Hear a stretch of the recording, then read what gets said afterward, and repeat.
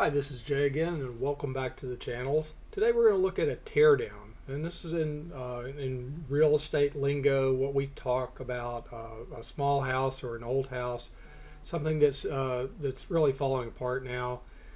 We are always looking for lots and land to build on for new construction, and so this is part of our day where we'll go out and we'll look at land like this.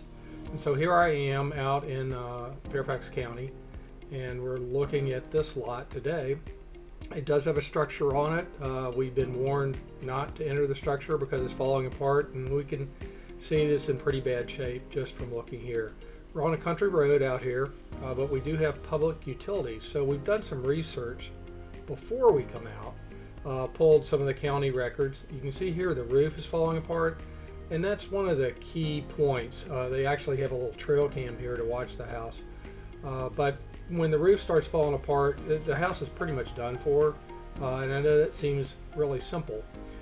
We do have some water on the land here. We have an old well. The owner thinks it still works, and so that's where this is. And you're going to see these little holes where there's debris and everything piled throughout the lot here, and that's where they've cut trees down or they've removed things to try to get it ready to build. So what this tells us is that at some point somebody was going to build a structure on this land here, a new house or something. There are new houses up and down the road, and one of the things we do is we will look at the surrounding area and see if there's new construction, see what's going on. This is what's called a PEP tank. This is kind of like a little septic tank that attaches to the public sewer. It's kind of like a booster, if you will. A lot of communities have these. You'll see that little red light. You'll also see a red light when there's a septic system, but we do know that there's public sewer attached to this lot here. Big houses around here. This is the little house. It's going to have to come down. Yep, all kinds of big structures. These are like 5,000 square foot plus homes that are around here. Some of them look like they could even be 10,000 square feet. This is a pretty big lot. It's over an acre. It's a long walk back to the end of it there. We're going to go back there here in a minute. Have a little look around here. It's always good to check out your surroundings. See, we have some water, standing water right here. It's not really anything to be worried about right there because we've just had some snow. Here's a tree here they took down. Haven't ground the stump yet. Some more debris there. Really big houses down this street. It's almost a ruler flat lot. It's an excellent lot. We're going to get back to the back of it here now. Took a little while to get back here.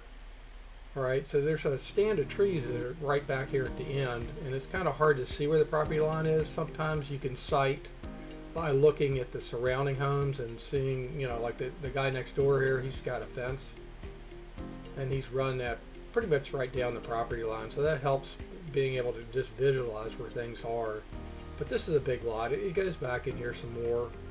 It's kind of on an angle, the way they've cut it, and you can see from the county record, and we pull those things up before we come out, the GIS plat, the way that looks at the back there. It cuts on an angle.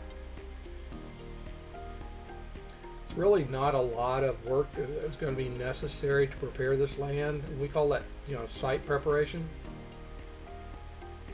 It's pretty well cleaned off. Another big house over here on the side. So, whatever we do here will be, it'll probably fit in. Most of the time builders will want to build to the same standards as far as the size goes. And some more trees taken down here. In that case, they actually did grind the stump, which is helpful. So there will be some site preparation depending on the style of the home. But this is actually in pretty good shape. So we've come back here to the little house. And sometimes these things are just really interesting. They always have histories. In this case, it looks like the vandals have been here, and if the vandals haven't done it, then the vines have here with Mother Nature. Somebody's broken the windows out, and they may have actually gotten in here and done some damage. Not sure. Looks like at some point somebody was trying to fix it up. Oh, there's a brick on the floor there. I think we know how the window got broken back here. Yep.